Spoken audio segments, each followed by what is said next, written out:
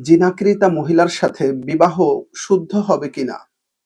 এক ভাই আমাদের কাছে জানতে চেয়েছেন, একটি ছেলে এবং মেয়ের মাঝে অবৈধ সম্পর্ক ছিল এবং তারা শারীরিক মেলামেশা করার কারণে মেয়েটি গর্ভধারণও করেছে। এ অবস্থায় তাদের বিবাহ শুদ্ধ হবে কিনা এবং তাদের যে সন্তান রয়েছে, উক্ত সন্তান ওই পিতার পরিচয় দিতে পারবে কিনা? উক্ত প্রশ্নের উত্তর হচ্ছে, প্রথমত যারা এই অবৈধ সম্পর্ক করেছে তারা খুবই মারাত্মক গুনাহের কাজ করেছে।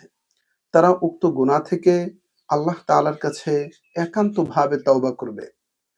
অতঃপর তাদের এই বিবাহ দিয়ে দেয়া হয়, তাহলে উক্ত বিবাহ শুদ্ধ হয়ে যাবে এবং ওই সন্তান যদি ৬ মাস পরে জন্মগ্রহণ করে, তাহলে ওই সন্তান এই পিতাকেই পিতা হিসাবে স্বীকৃতি দিতে পারবে।